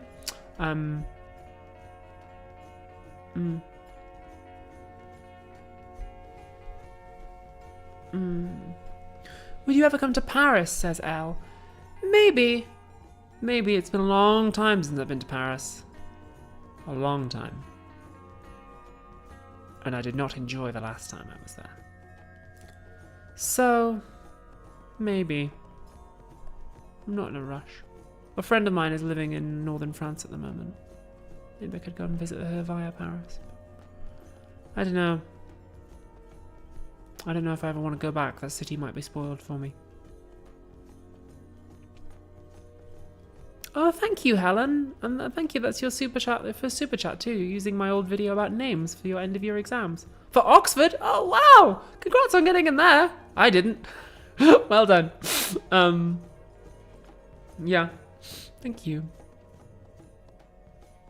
Are you allowed to comment on the US writer strike, says Amethyst, and how will it affect stuff in the UK? Yeah, I can comment on it. Like, obviously, full solidarity with the WGA. Like, it's really important that we defend writing as a profession right now. And as much as it pains everyone to shut things down, like, obviously, full solidarity, it's necessary. Some of the proposals that they've made are really, really clever as well. So, for instance, I'm glad I've got an opportunity to talk about this. One of the problems with screenwriting at the moment is that you will say, okay, let's say you shop a bunch of ideas for a movie script around, and then finally somebody buys one, and they say, right, I'm going to pay you this amount of money and give you 12 weeks to write the script. And you think, okay, cool, brilliant. And you get 50% when you start and 50% when you hand it in. Okay, sounds good. So you spend 12 weeks writing this thing, and then just before you're about to hand it in, you get a phone call. They say, don't hand it in. You've got to rewrite it with X, Y, and Z. And now, officially, the producer or whoever tells you to do that has no power to compel you. You could just hand it in and get the other 50%. But, obviously, it's your career. You want to do a good job. So you do a rewrite for them. And then they go, you got more notes. And then they hold that the rest of your money, they hold that 50% over you for like a year, 2 years. They keep dragging you along, and at the end of it, they basically get, they can get 2 or 3 or 4 scripts out of you, and like that amount of work out of you for the price of one. And this is like a recurring problem that writers and networks are aware of. And so the WGA's proposal is quite clever. So they said, okay, 50% when you start, and then the remaining 50% gets automatically paid to you weekly over the following 12 weeks. And then that way, people can't be exploited in that way. And I thought, oh gosh, that's like a really clever solution. Sadly, the networks have rejected that for now. But I thought that was actually a really clever solution. Really good tactic. And of course, AI as well, which is a big threat to a lot of creatives right now. So yeah, full solidarity with them. It does hold things up. So I am still developing some projects with some people in the US, which have had to go on hold, but that's fine, In terms of stuff in the UK, I can still write stuff that's in the UK. It remains to be seen how it will affect the filming of certain American shows that are in the UK. So a lot of stuff gets filmed here, and I'm not... Sometimes it's not clear, like, whether being in a show that is American, which is happening here, is like crossing the picket line or not. But my agent is very good about keeping me in line about that sort of thing, and they'll be able to advise me on like, okay, this is what you can do, this is what you can't do, because obviously we want to, like, my agent too really supports the strike. It also remains to be seen whether if the Screen Actors Guild in America go on strike, whether certain shows that are filmed in the UK can continue filming. So we will see. But yeah, everyone's just trying to do the best they can and support the writers at the moment. I mean, including agents too. So and me. So yeah, it sucks. I'm also working with some American creators on a TV show, and that's all had to be put on pause. And I know they were really excited about it because they were just about to kind of press go on it. But it's like, okay, like, cool, we put it on the shelf and we come back to it and they come back to it. Like, I think it'll really change. I hope it'll really change the nature of the industry. The last WGA strike really did. But Like, people need to be paid. You got to pay people enough to like make a living on. I mean, making a living acting in the UK is hard enough. There's a reason so many things are filmed here, and it's because wages in this country are very low. So things have got to change. You've got to pay people enough to live on, otherwise it's not sustainable. And also it makes the art worse. If the only people who can afford to take part in an industry are people who've already got the money to do unpaid work, then you just get the same sort of perspectives regurgitated over and over again. And yeah. So the industry's got to change. It's got to become more sustainable. We talk about sustainability a lot in terms of climate change and carbon output, but there's also sustainability in terms of like how much a human being is able to work and under what conditions they are able to work sustainably. Because I've been on jobs. Thankfully, most of the acting jobs I've done, the conditions have been like really good and great. I've been on jobs where that's been less so, and I've heard of some real horror stories in the industry. So it's about, and you know, you get on a job like that and you think, oh, well, you know, I could do this for a week, but I couldn't do it for 6 months. And I've been on some jobs where, you know, the actors are treated well, but the crew not so much. And it does become unsustainable. People burn out. People get sick if the working conditions aren't right. People have to sleep and eat and you know, have time. So, yeah, it's about making the industry sustainable, not just in a kind of carbon way, but in a human way. So I hope that the network can come around the table and negotiate. I hope that they can respond to some of the concerns that the WGA has put forward and just like, yeah, full solidarity. It's got to happen.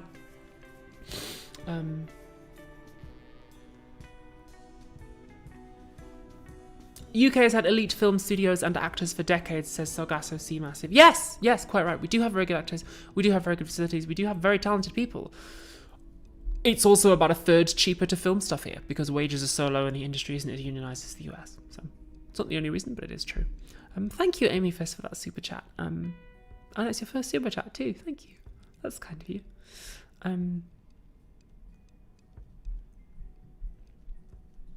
Helen says, I'm applying for queer rep at my college next year. Is there anything you wish had been provided for you at uni if you could have had it? Yeah, my university's mental health care was really rubbish. Really rubbish. Yeah. So anything would have been good. Yeah.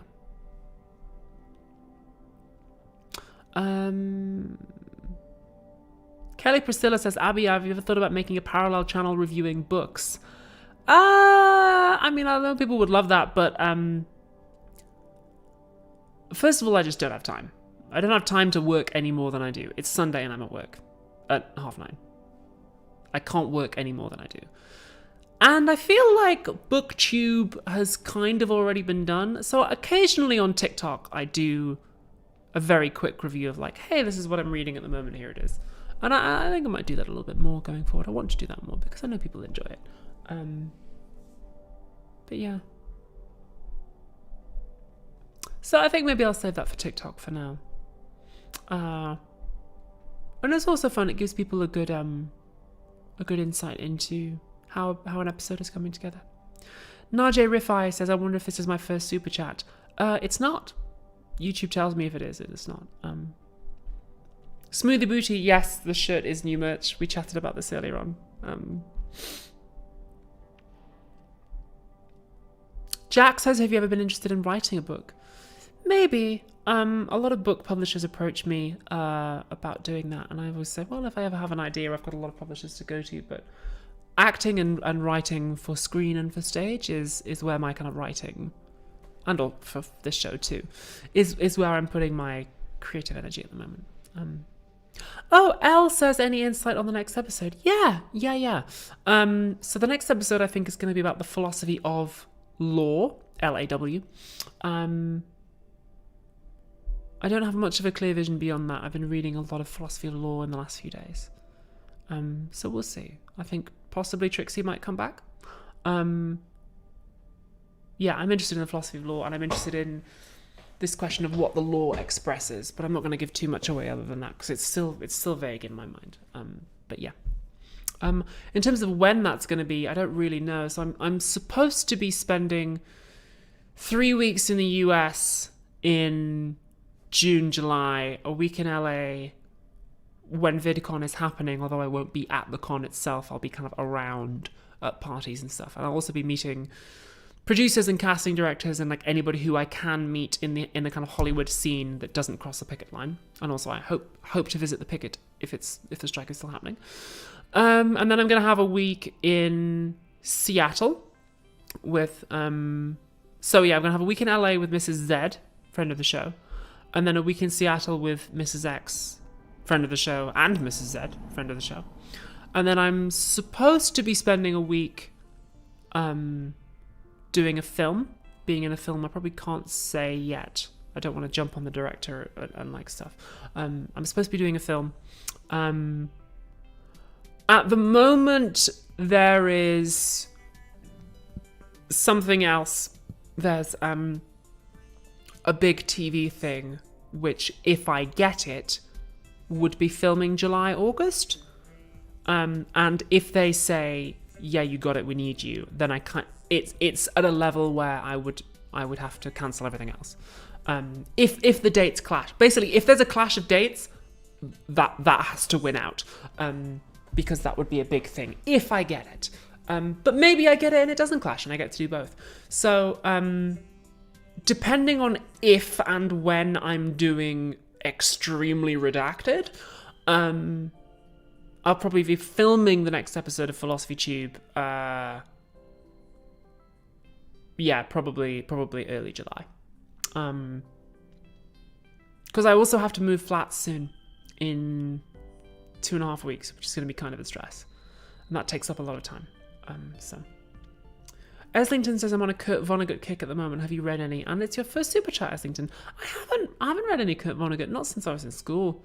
But yeah. Does Mrs. Y exist? Because you have Mrs. X and Mrs. Z. No, I deliberately didn't give anyone the name Mrs. Y because I didn't want them to be X and Y like chromosomes, so I just chose X and Z. Also Z's a Zoomer, so I thought it fit.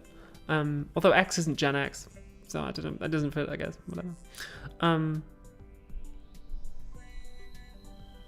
Cat C says, isn't it annoying to be secretive about these projects? No, I mean, I recognise that that's a professional thing that I have to do. Like, on these shows they have whole PR departments who work very hard, and I respect their job. So, Cell 18 says, being trans myself, I wanted to thank you for the depth of thought you've brought to it and the humanity you share. Well, that's really kind. Thank you, Cell 18. Shia Symbolic says, dropping in to say thank you. I sat up when I I heard you talk about Mark Fisher. Also, Shia Symbolic, it's your first super chat. Thank you. You've given me, I don't know how much money that is, because I don't know what currency that is. So you've given me a super chat. I don't know whether that's like buying an ice cream or buying a house. But 1,375 units. Thank you. I really appreciate that. Does anyone know what currency that is? And thank you to Christopher for that super chat. Hey, it's your first super chat too. Congratulations on being an award-winning playwright. Oh, thank you. Yeah. Millennial calling someone 5 years younger a Zoomer. She is. She's a Zoomer. She called me a MILF on our first date, and I was like, okay. I was 29 at the time, which I thought was a bit rich, but whatever. I guess I do kind of have like MILF vibes. It's about £20. Okay, thank you. Jamie does maths. Oh, you've done some maths. Oh, it's from it's pesos. Oh, from Philippines. Interesting. Thank you. That's cool to have viewers all over the world. That's really, really nice. Yeah, I'm really enjoying my acting work. Acting is hard work, and it doesn't always pay. It doesn't pay like loads. But it's really fun when I do it. I really love acting. It's one of my favorite things to do in the world. I love making the show as well. Acting is challenging, especially because I'm somebody who likes to get feedback on what I do. So I really like, part of the reason I like doing streams like this is because I like hearing what you think about the show, whether it's good or critical, constructive criticism. I like just kind of knowing where I am. And it's I'm seeing these messages. Thank you. What was I saying? You've distracted me now, you naughty thing. Yeah, so acting, there's not always a lot of immediate feedback, especially if you're like in a big thing. So when I was on Redacted in January, February, that was a big machine, like big set, lots of things happening, and I was a small part. So nobody ever comes up to you after a take and it's like, great job. Like, it's just, you do the job and you get on with it. And it's good for me to do that sort of thing because it gets me out of needing other people's approval. And in fact, so I have those 3 criteria for when I'm happy with my YouTube work, and I developed on the set of Redacted. I was like, okay, I'm not getting any feedback, and I'm not gonna get any. I can't ask for any because I'm a small part, and the director's got movie stars to direct. So I'm gonna come up with some criteria for when I'm happy with my acting work that are similarly non-judgmental, and I apply those to myself, and that was really nice. So I like doing that sort of thing. Acting is a psychological challenge. I like being able to look at other actors who I look up to and who are brilliant and see how they work. There's such a difference when you're on set and you see somebody doing what they do versus seeing them on a screen. I got to, out of pure luck, I got to see one of my favorite actors in the world acting because she was in Redacted, and I got to be on set and watch her work. I also got to meet her very briefly in the makeup trailer. She's very lovely, which I was pleased at. We bonded over a mutual love of baths.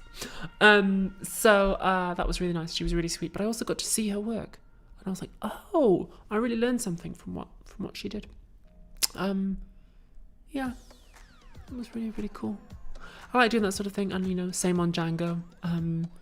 I got to do an audition the other day when I auditioned for Extremely Redacted.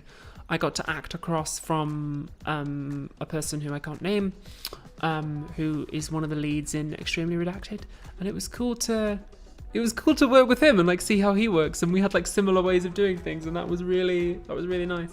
And I have to say I've learned so much from Nicholas Pinnock, who was on Django, not just as an actor, but just as a human, and like not just as an actor acting, but as an actor in the industry.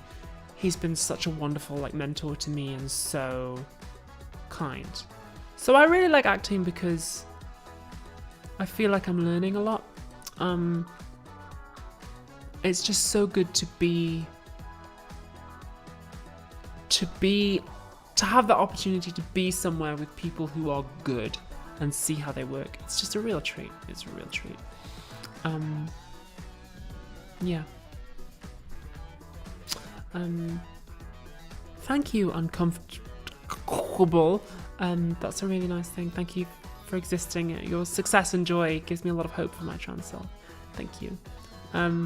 Hey Non-Anonymous says, Redacted and Extremely Redacted are 2 different gigs. Yes. So Redacted I filmed in January, February. Extremely Redacted is something that me and my agent are kind of thinking about and negotiating with the creative team at the moment. It's not signed and sealed, so I don't know if I'm going to be in that, but I have been auditioning for that and chatting with the team.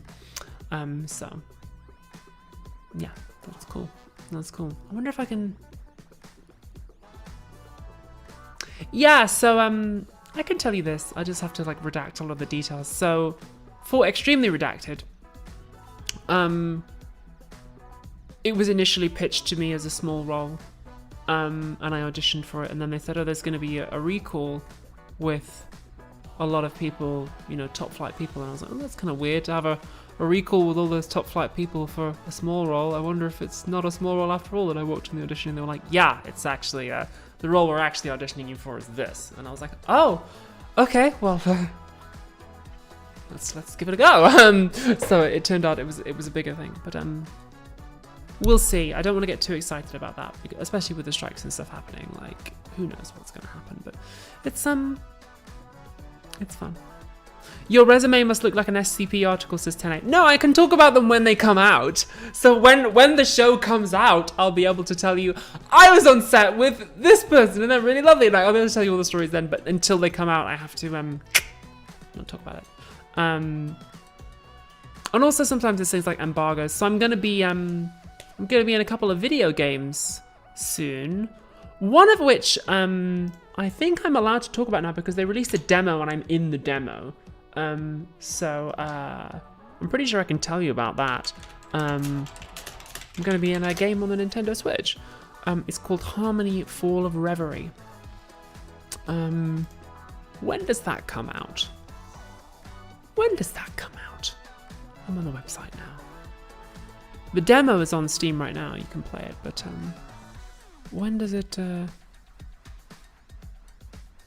Oh, it comes out on the 8th of June on Nintendo Switch. And, it's going to be on the PS5 and the Xbox Series XIS too. Cool. Yeah, so I'm going to be in a game called Harmony Fall of Reverie. I play a character in that called Nora. It's a kind of, I don't want to get the terminology wrong here, but it's kind of a multiple choice, like multiple endings, like a visual novel. The art style is really, really beautiful too. But yeah, I did mocap for something else as well. I'm going to be I have a small part in a very big video game which is going to be coming out later this year, and I did mocap for that too. Yeah, it's the new Don't Nod game, says 10A. They made Life is Strange, and now they've made Harmony Fall of Reverie, and it's cool. I am allowed to talk about that because the demo has come out and I am credited in the demo. So it's public domain, I'm allowed to say it. I mean, sometimes they don't tell you. Sometimes they don't tell you this is the embargo date, this is when you're allowed to talk about it. So I guess and I'm guessing with Redacted, because I have a small role in that, they're not going to be communicating with me on like social and publicity. I'm not going to be part of the official publicity.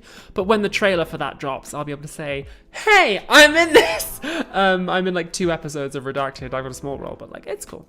But yeah.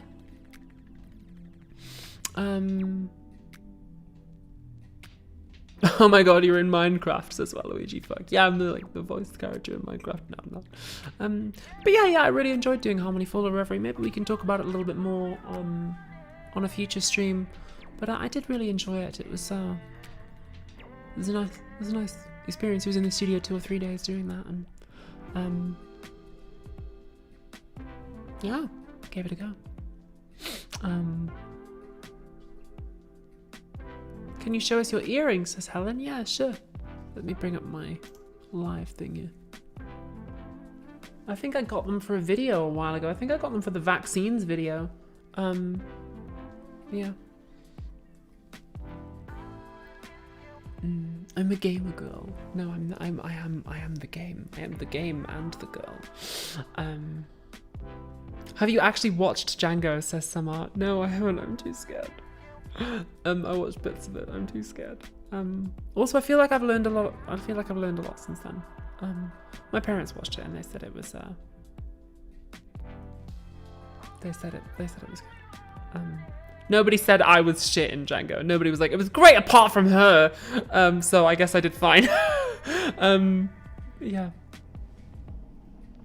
Yeah. How do you find doing voice work for a video game compared to acting in front of the camera for a TV show? That's a great question. Video game is usually a little bit harder because there isn't somebody else there. So the video game stuff that I've done, they don't get the other actor I'm speaking to. It's just the director reading in the lines, and also you record it very, very out of order. Whereas at least in a TV series, you will do a scene, so you can kind of guess where you are. Video games, you have to be able to emotionally jump around a lot, and also you don't often get a whole lot of info, a whole lot of context. Whereas with a TV script, you usually get enough of the script to get some context for what's happening, or at least you can ask somebody before you go on the set, hey, what is happening right now? Who are these people? What is this scene about? Whereas sometimes with a video game, I don't see the script until I get in the booth. They might send me they might send me it the night before or a couple of days before, but you don't get time to really. It's much more like a cold read. Whereas on a TV script, there's more time to create the character, to think about the character's internal life. And in theatre, it got even longer, right? So yeah, it's challenging, and also it's physically challenging. Both TV and voice acting is physically challenging. You got to be able to with voice acting, you've kind of, it's sort of opposite ends of the scale. With voice acting on a video game, you do 5 or 6 hours intensely non-stop. We get little breaks. With TV, there's a lot of standing around, a lot of waiting, and a lot of while you're in the trailer for 3 hours waiting for your half a line, and it is getting getting yourself ready and being there on time. Najee Riffa says, here's a really bold one. How young is too young? You mean to sleep with? The rule of thumb I have is half your age plus 7. I'm not gonna declare that as a law, but that's the rule I go by. So in my case, that would mean I 22 would be my cutoff point, which is fortunate, I suppose.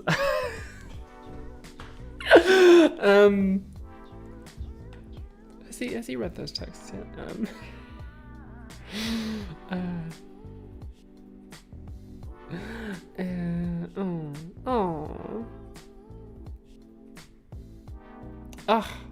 Remember those texts I sent earlier? Left me on red.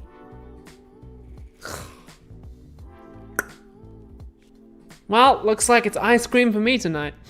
Fair enough. I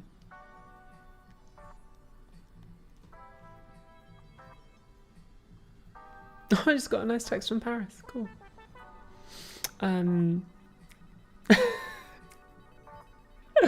Oh, sweet. Izzy, why do you keep texting me things?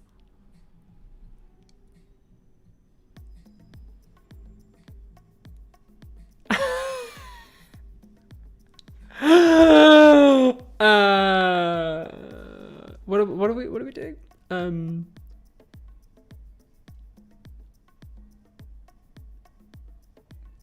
Hit him with your car? What does that mean? Paris, my best friend, just texted me. Paris, my friend, texted me because I told her that I met somebody.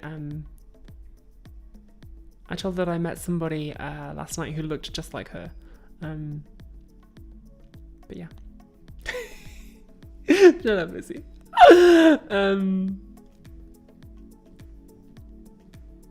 What's your favourite ice cream, says Stefan Graham. I'm a sucker for chocolate. I guess that's what I'm going to be having. I guess it's going to be ice cream for dessert for me instead of something else. I'm so bad. Or maybe I'll just have some wine. Who knows? What's your favourite pizza, Abby, says Kelly Priscilla. So in the UK we have something called American Hot, which is pepperoni and chili. So I like my pizza how I like my girls. American Hot, 12 inches. That never goes down well with Americans. That never works because no one else knows what an American Hot is. But yeah, wine and ice cream. I feel like it's either or. I don't want to go too. I want to keep my powder dry. I might have a little bit of ice cream because might stay up just a little while. Hello from New York City, says Sky Desert Cat. Cool. Why don't we stay on for another 5 minutes and then I might go and get a little bit of ice cream. Constellation ice cream. It's cool. I'm going on a trip tomorrow. And I'm going to see someone who I haven't seen in too long. I'm going to see someone who I've missed a great deal. And who I'm really looking forward to spending some time with. Yeah.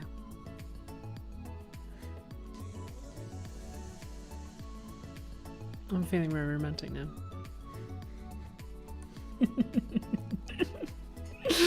Yeah, I'm gonna have some fun tomorrow. Gonna see someone.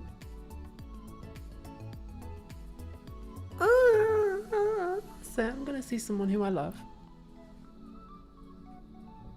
Yeah. That's gonna be fun. In the meantime, if you have any questions, what was the news you were saving until the end of the stream, said Helen. I don't remember. Sorry. I've no idea. I can't remember now.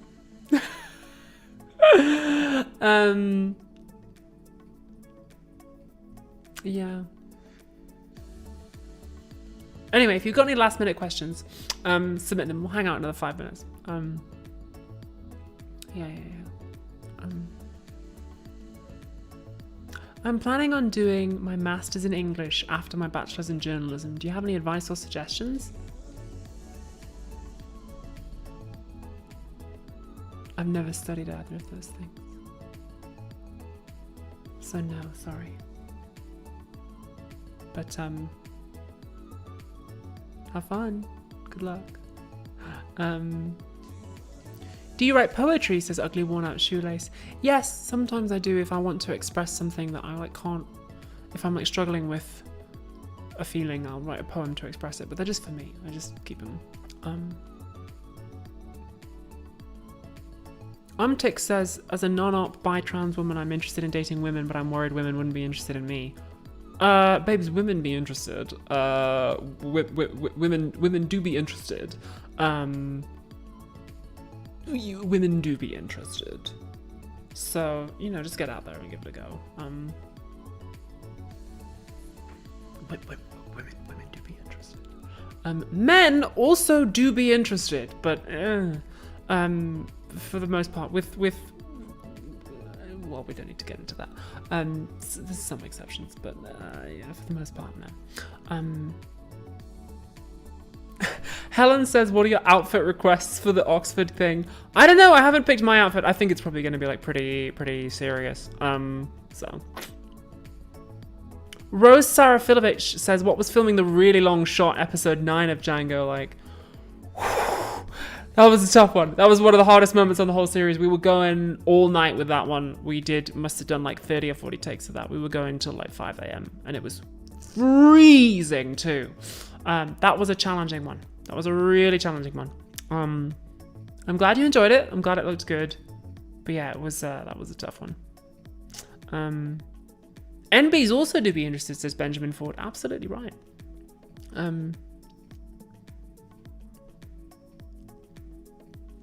I know, I'm gonna text you, Izzy. That's what I'm gonna do right now.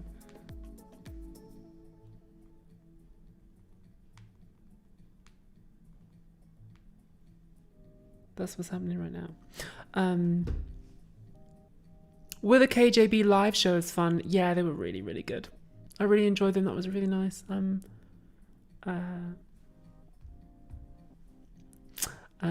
Good, I'm glad. Aww.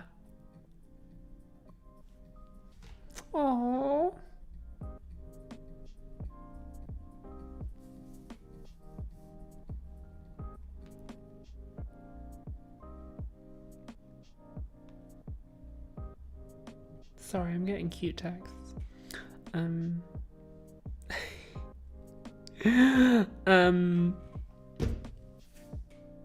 What was I saying? Okay, I think I'm gonna go get some ice cream now. Just a little bit of ice cream. I don't know, I feel like I should give this I feel like I should set a cutoff point. I'm not gonna stay up all night waiting. I'm waiting for this dude. Yeah, I'm gonna set a cutoff point. I'm gonna, like, if I've not heard from him by this time, then I'm just gonna go to bed. But yeah, The Real Housewives of London.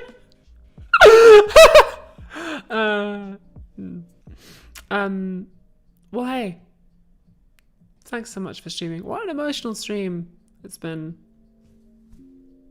Thank you. Thank you all for hanging out. cutoff is midnight, says Armin Cooks. No, I don't want to be tired tomorrow. I want to be full of energy so that when I see the special person that I love, I'm like full of my best energy for that person, who I love very much and I'm looking forward to seeing. So yeah, I'm going to go and relax. Have a great night, everyone. And thanks so much for tuning in. Very emotional stream. If you want a shirt, please buy one. It would make my agent happy. I will see you on the next stream, which will be for the 10-year anniversary. I couldn't remember the occasion. I'll do another stream with a sparkly background for the 10-year anniversary, and then maybe when I am set up in the new flat, if I've got time and everything works, when I've got the new streaming room set up, I might do a kind of like new stream setup. Like, you know, test out the gears, rotate the PDFs, make sure the internet connection's all working and everything. Just, you know, make sure the bugs are all flushed out. And yeah,